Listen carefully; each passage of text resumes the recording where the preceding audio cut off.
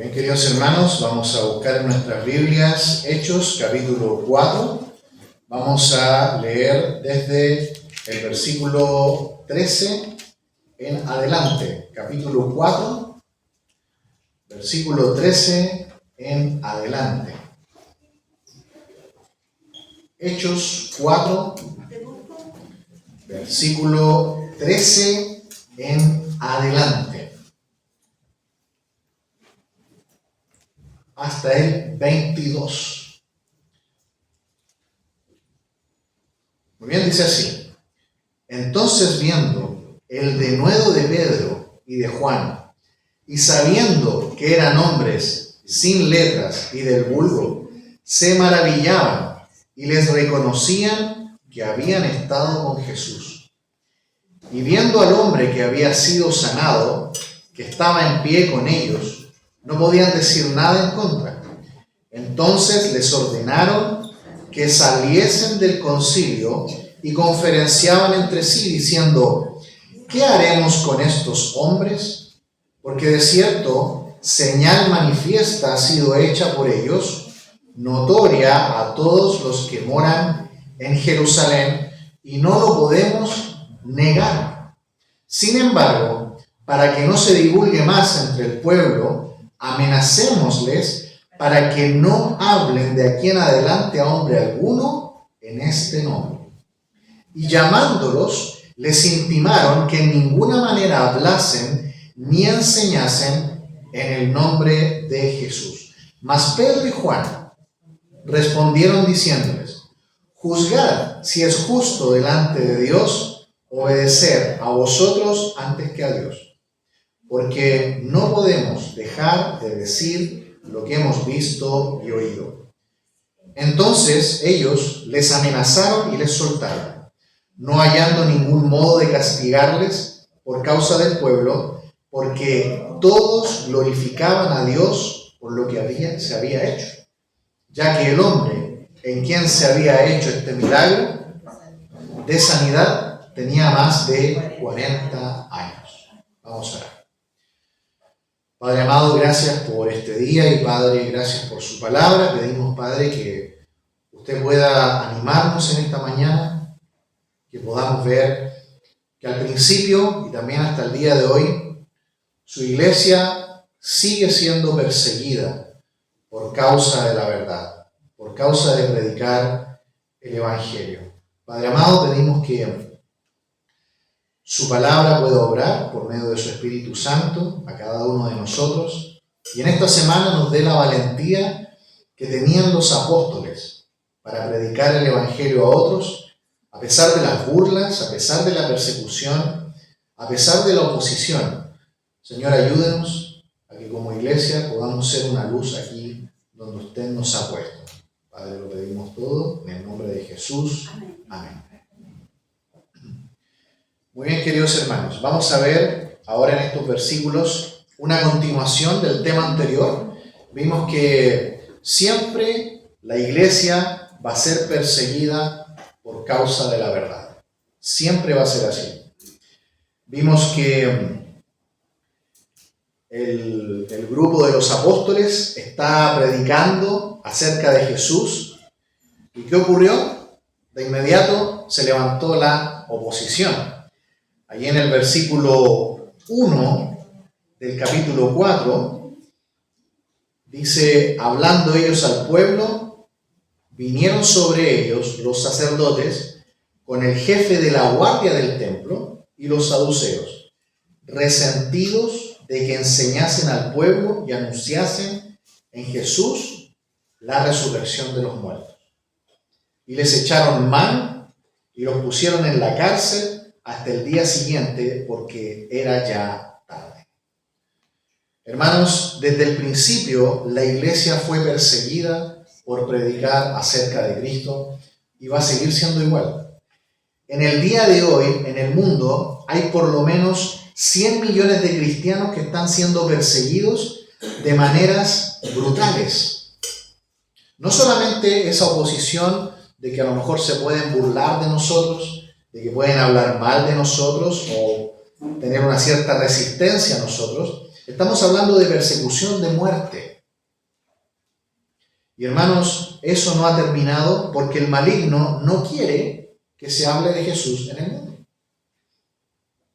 Y aquí no solamente los apóstoles fueron puestos en prisión, más adelante vamos a ver que el primer mártir de la iglesia va a ser Esteban, que fue apedreado por predicar acerca de Jesús. Partiendo por nuestro Señor Jesucristo, que fue crucificado, por supuesto, y todos los demás apóstoles fueron muertos de maneras atroces, salvo el apóstol Juan. Es del único que se sabe que murió anciano ya en su hogar. Pero todos los demás, y también los discípulos de los apóstoles, como Marcos, Timoteo y otros, murieron de las formas más horribles. La persecución es una prueba, ¿cierto? Es una prueba. Y no tiene el propósito de destruirnos, realmente tiene el propósito de hacer una obra en nuestra vida y en la vida de la iglesia entera. Miremos por favor Primera de Pedro, capítulo 4, sin perder por favor Hechos. Primera de Pedro 4, versículo 12. Recordemos que aquí en el capítulo 4 fue Pedro el que fue perseguido junto a Juan, fueron encarcelados, y unos años después, el apóstol Pedro, el mismo apóstol Pedro, escribe esta carta para hablar acerca de esas persecuciones y de esos sufrimientos por causa del Evangelio. Primera de Pedro 4:12 dice: amados, no os sorprendáis del fuego de prueba que os ha sobrevenido, como si alguna cosa extraña os aconteciese, sino, ¿qué dice? Gozaos, por cuanto sois participantes de los padecimientos de Cristo, para que también en la revelación de su gloria os gocéis con gran alegría. Si sois vituperados por el nombre de Cristo, sois bienaventurados, porque el glorioso Espíritu de Dios reposa sobre vosotros. Ciertamente de parte de ellos Él es blasfemado, pero por vosotros es glorificado. Dos razones, por lo menos se menciona aquí, de parte del mismo Pedro, que fue esa vez puesto en prisión. Y más adelante, nosotros sabemos por la historia, que el apóstol Pedro, ¿cómo murió? ¿Cómo fue muerto por el Evangelio? ¿Alguien recuerda? También murió crucificado. Pero él le pidió a los romanos que no lo crucificaran como su Señor porque él no era digno de morir así. Y él pidió que fuera crucificado al revés. De ahí este símbolo de la cruz invertida tan especial para los satanistas, ¿cierto? Porque representa la derrota del cristianismo. Pero no es así para nada. La cruz jamás va a ser una derrota, todo lo contrario. El apóstol Pedro murió luego de escribir estas palabras y él dice que hay dos cosas que debemos tener claro. La persecución debe producir ¿qué cosa en el creyente? Gozo, dice, alegría. Y nos parece una contradicción, pero vamos a ver que el gozo viene de que nos hacemos partícipes de los sufrimientos de Cristo. Es decir, cuando se burlan de usted por su fe, cuando a usted lo rechazan por su fe, cuando te menosprecian por tu fe, sabes que estás siendo partícipe de los mismos sufrimientos de Cristo. Y en segundo lugar, dice, gócense porque el glorioso Espíritu de Dios reposa sobre vosotros. Es decir, en segundo lugar, padecer persecución por causa del Evangelio demuestra que tú eres un hijo de Dios, demuestra que tú eres una hija de Dios.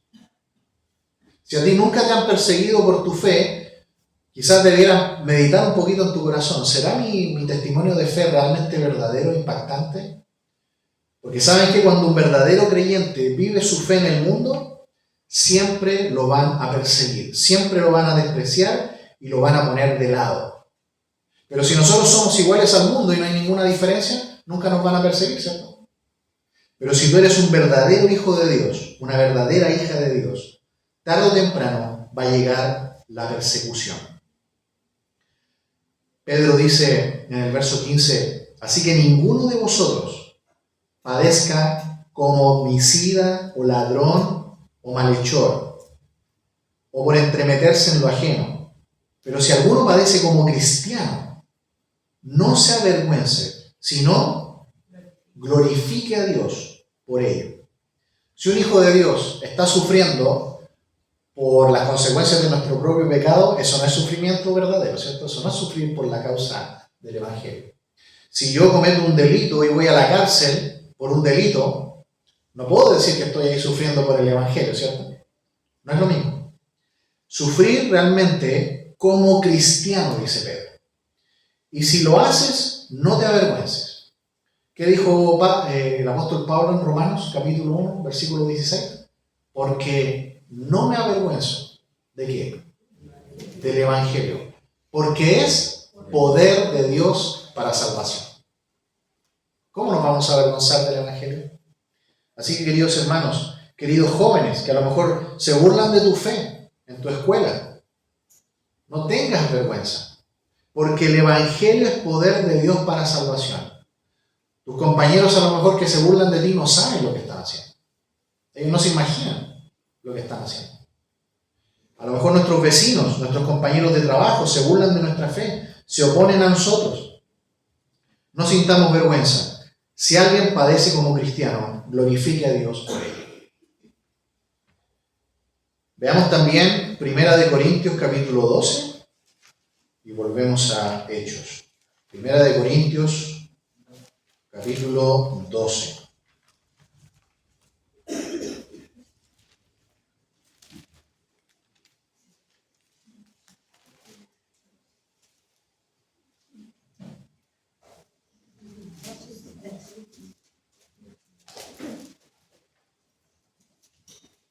Perdón, 2 Corintios. 2 Corintios 12.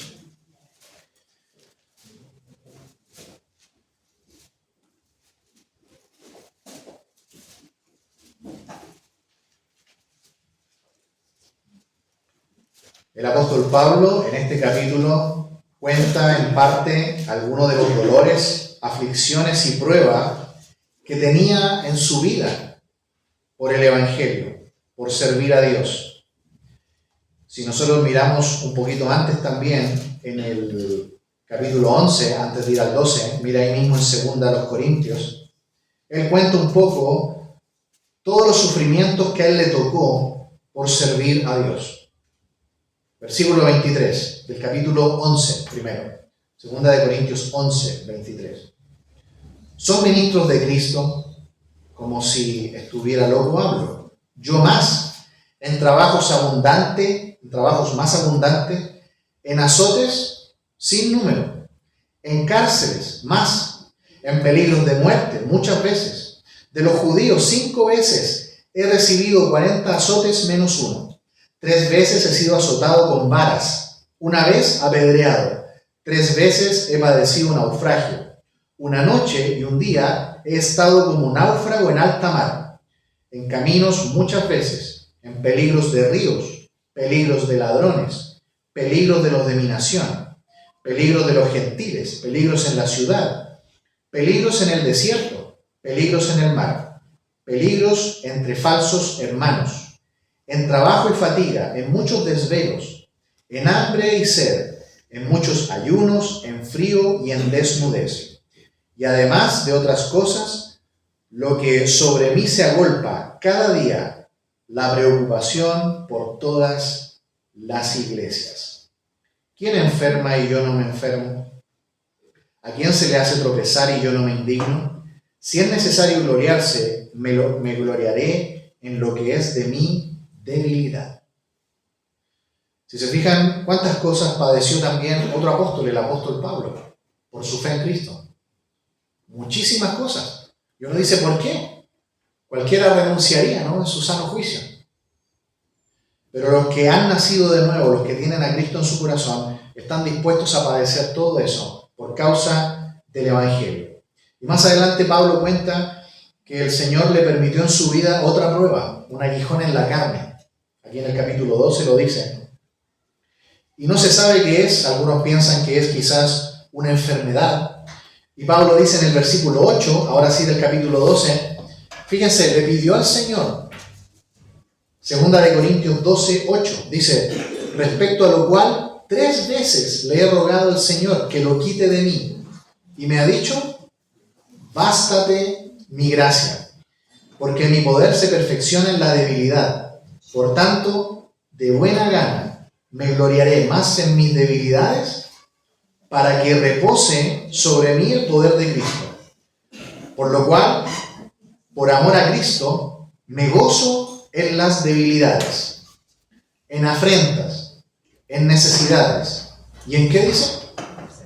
En persecuciones, en angustias, porque cuando soy débil, entonces soy fuerte.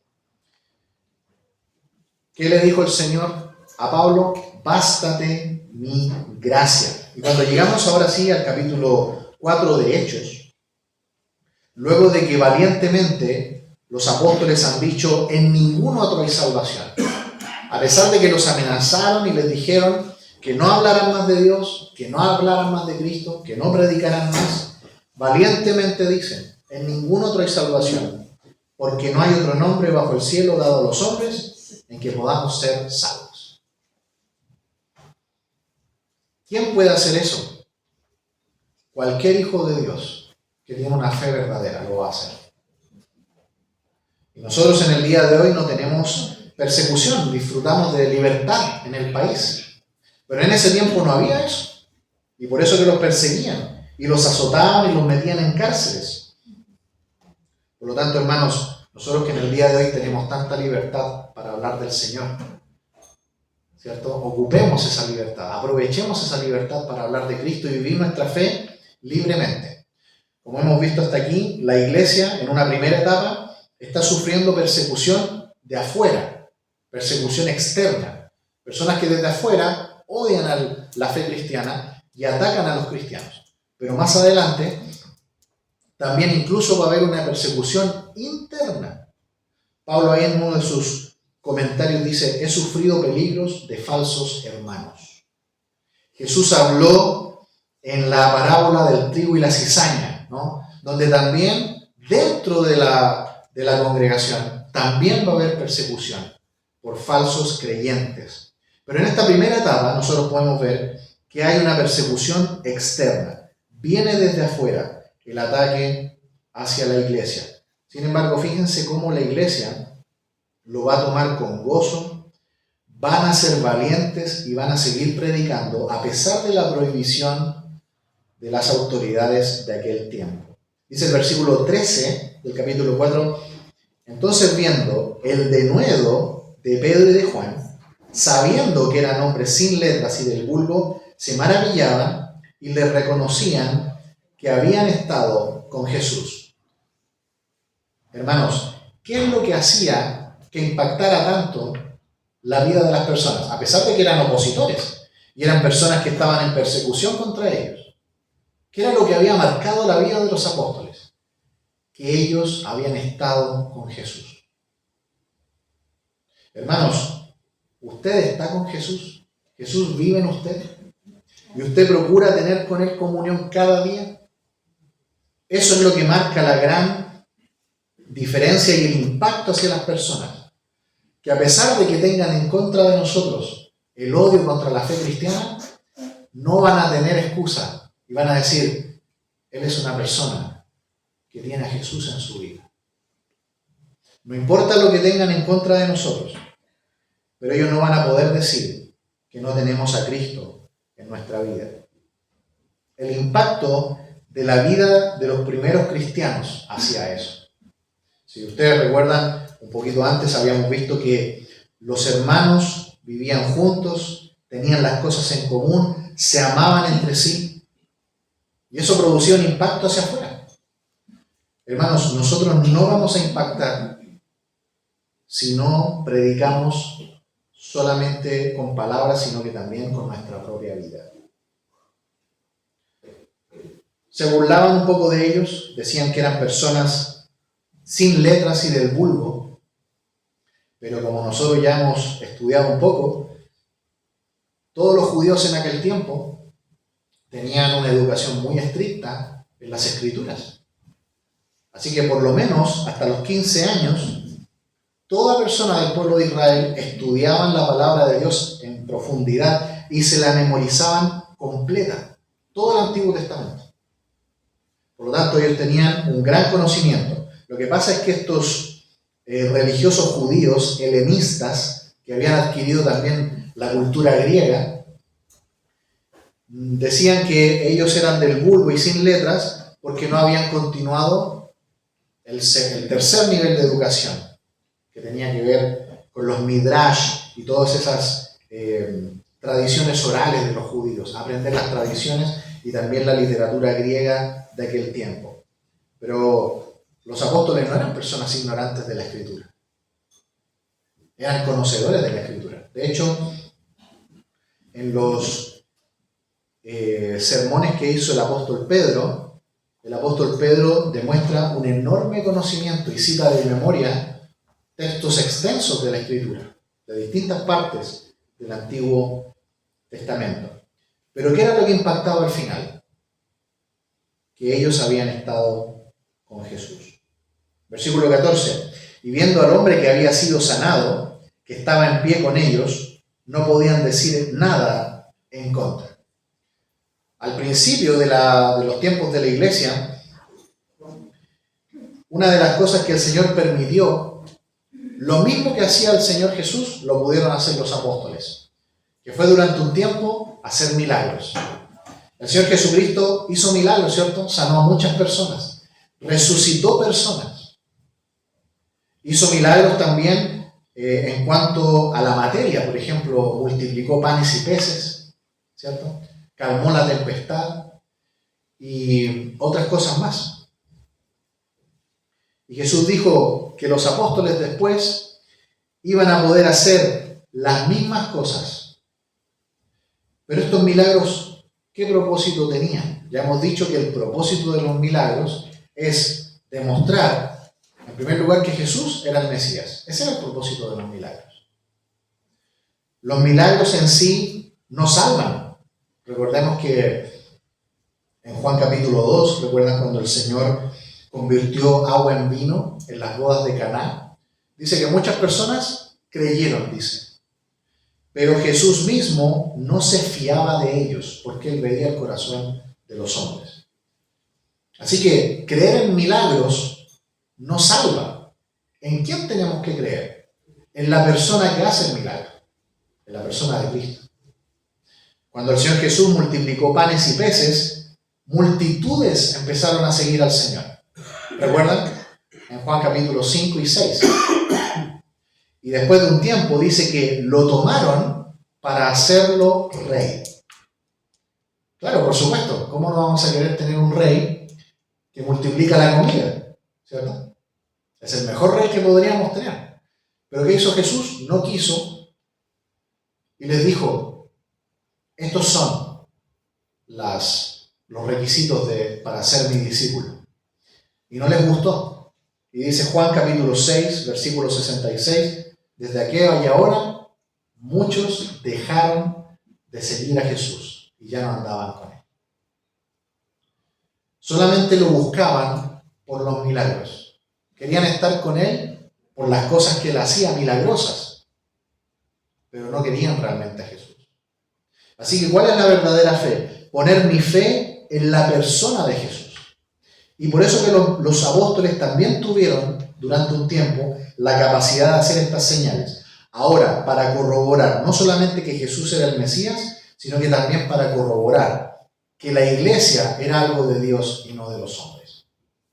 Y si usted se fija, la iglesia ha quedado más que demostrado que es algo de Dios, porque han pasado 2000 años y la iglesia sigue en pie.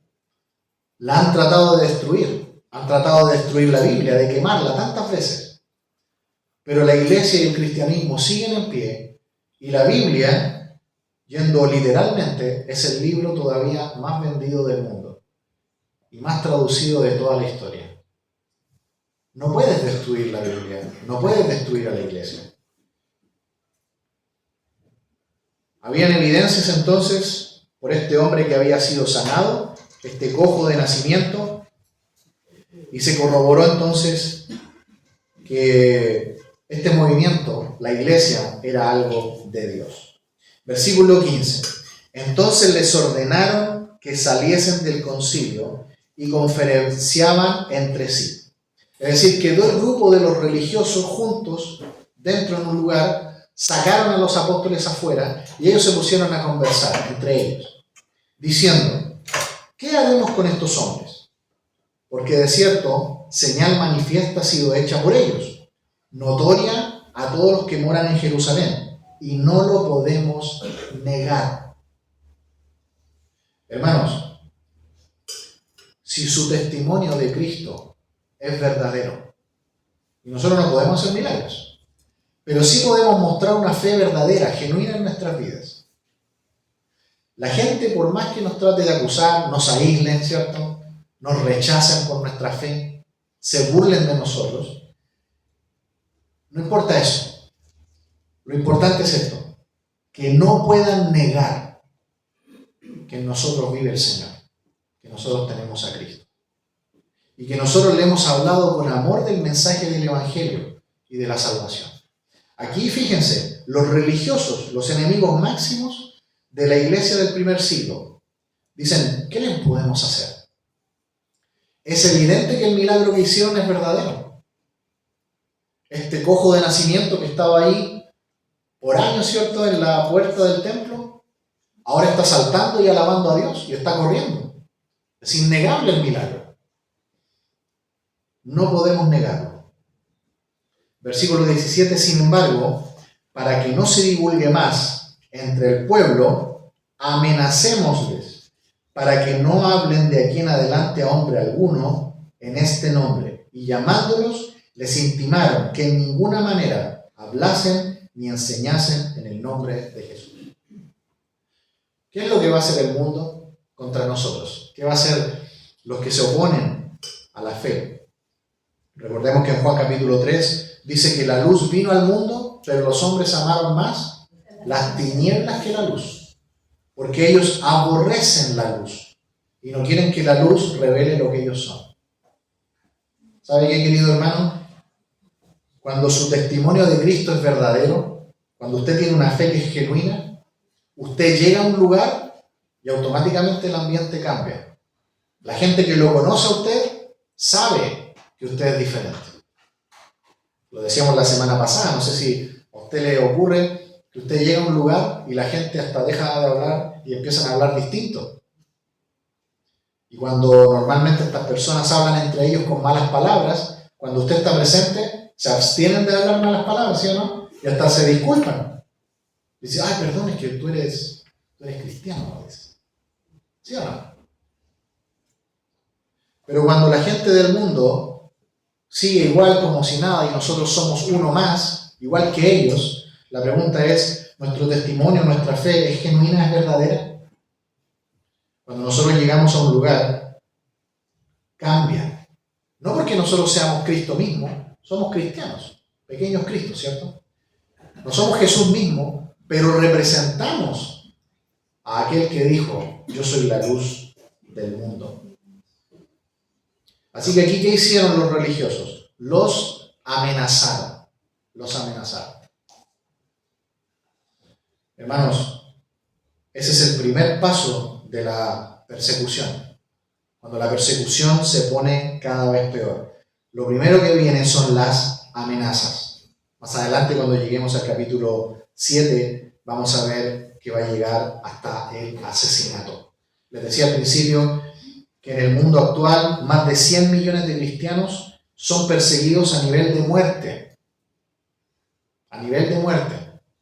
No la persecución simplemente de palabra, de burla, que la podemos tener nosotros también acá en Occidente. En otros lugares del mundo los están persiguiendo con pena de muerte. Solamente por su fe. Solamente por hablar de Jesús. Y aquí los apóstoles, vamos a ver cómo responden. En el versículo 19 dice: mas Pedro y Juan respondieron diciéndoles: juzgad si es justo delante de Dios obedecer a vosotros antes que a Dios, porque no podemos dejar de decir lo que hemos visto y oído. Hermanos, ¿en qué se basa nuestra fe? Se basa no en un mito, no se basa en fábulas, en historias, en cuentos. Se basa en la realidad. Se basa en la verdad. Ellos vieron a Jesús, estuvieron con él, lo vieron morir crucificado y 3 días después lo vieron resucitado.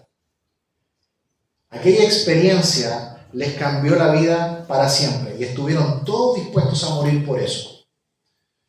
Hermanos queridos, nadie en la historia, usted puede buscar en cualquier historia de la humanidad, nadie está dispuesto a morir por una mentira.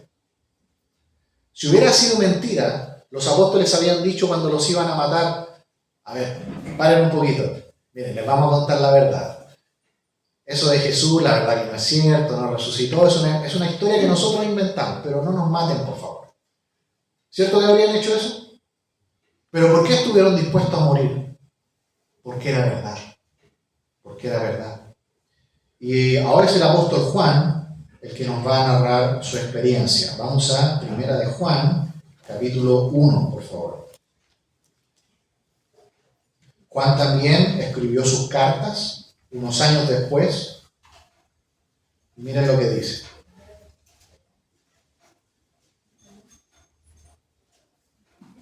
Primera de Juan, capítulo 1.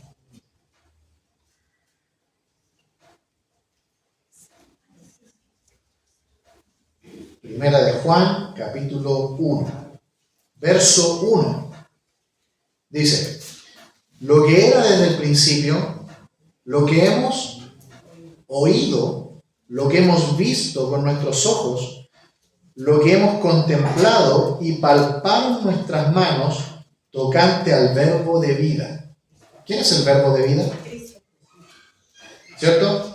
Dice que lo vieron con sus propios ojos. Dice que lo contemplaron, lo palparon con las manos, lo tocaron. Es decir, Jesús no era un fantasma, no era un espíritu cuando resucitó. No fue una alucinación. Normalmente si alguien alguna vez tiene una alucinación, normalmente es solamente de una persona.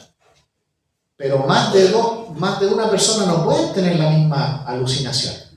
Porque eso es un fenómeno únicamente individual. Por lo tanto, si a Jesús lo vieron, pero no solamente lo vieron, sino que lo tocaron, dice que lo palparon, es porque era verdad. Dice, porque la vida fue manifestada y la hemos visto, y testificamos y os anunciamos la vida eterna, la cual estaba con el Padre y se nos manifestó. Lo que hemos visto y oído, eso os anunciamos, para que también vosotros tengáis comunión con nosotros, y nuestra comunión verdaderamente es con el Padre y con su Hijo Jesucristo. Estas cosas os escribimos para que vuestro gozo sea cumplido o completo. Notamos que los apóstoles siguieron predicando, pasaron años y aquí Juan ya está anciano y escribe estas epístolas y él está diciendo lo mismo que cuando era joven acá, cuando lo estaban persiguiendo junto a los demás apóstoles. Ellos se mantuvieron fieles predicando el Evangelio, a pesar de todo. Y hermanos amados, esa misma valentía de la primera iglesia la tenemos que tener nosotros. ¿Sabe que la primera iglesia no tenía todos los medios que nosotros tenemos hoy? Ellos no tenían la tecnología, no tenían templos. Los templos se empezaron a construir recién en el siglo IV de nuestra era. Se juntaban simplemente en casas, en exteriores. No tenían una gran organización, no se perdían ni discutían por asuntos que eran secundarios, estaban enfocados en lo principal, en hablar de Cristo. Y hermanos amados, nosotros tenemos que imitar de esto, de que ellos fueron valientes y predicaron el Evangelio sin hacer caso a las amenazas porque confiaban en alguien más grande, en Dios. Y la autoridad de Dios es superior a la de los hombres, ¿o no? Es superior. Por eso que ellos dicen, no los vamos a obedecer a ustedes, vamos a obedecer a Dios. Terminamos con los versículos finales, 21 y 22. Dice, ellos entonces les amenazaron y les soltaron, no hallando ningún modo de castigarles por causa del pueblo, porque todos glorificaban a Dios por lo que se había hecho, ya que el hombre en quien se había hecho este milagro de sanidad tenía más de 40 años. Muy bien, queridos hermanos, los religiosos perseguidores de los apóstoles, como pueden ver, por esta vez no lograron castigarlos como ellos querían. Tuvieron que soltarlos. Pero ¿ustedes creen que ahí va a terminar todo? Van a seguir. Van a seguir. Hermanos, la persecución, la oposición a la fe y al evangelio siempre va a estar. La pregunta es, ¿vamos a ser fieles como los apóstoles hasta el final? Ese es nuestro llamado, predicar el evangelio de Cristo hasta el final. Vamos a decir, ¿qué les parece el versículo 20? Como nuestro versículo de memoria en esta mañana, Hechos 4:20, porque no podemos dejar de decir lo que hemos visto y oído. Muy bien, vamos a orar. Padre amado, gracias por este tiempo en su palabra y gracias porque podemos ver la tremenda valentía de la iglesia primitiva, la valentía de los apóstoles, de cómo ellos predicaron. Y Señor, ayúdenos a nosotros a comparar nuestra fe, si somos parecidos a ellos, si estamos predicando fielmente en cada oportunidad y cada día acerca de Jesús y del cambio que Él hizo en nosotros, de la salvación, del perdón de pecados y la vida eterna que Él ofrece.